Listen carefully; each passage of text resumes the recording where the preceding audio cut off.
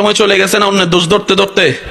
ওই সময়ের 10 ভাগের 1 ভাগ সময় যদি নিজের দোষ খুঁজতে লাগতাম, অনেক পরিবর্তন হয়ে যেতাম। আমরা সব সময় জিততে চাই। কিরকম জানেন? একজনে 2টা কথা শুনাইছে, যতক্ষণ আমি তাকে 4টা কথা শোনাতে না পারবো আমার এখানে শান্তি লাগে না। আমি কি তার থেকে কোন অংশে কম আসিনি? বেড়া, আমার পরিচয় কম আসিনি? 4টা কথা ল। সে তখন 6টা দেয়, আমরা তখন 12টা দিই, তখন আমরা 14টা দিই, তখন সে 18টা দেয়। চলতেই থাকে, সম্পর্কের দূরত্ব হতেই থাকে।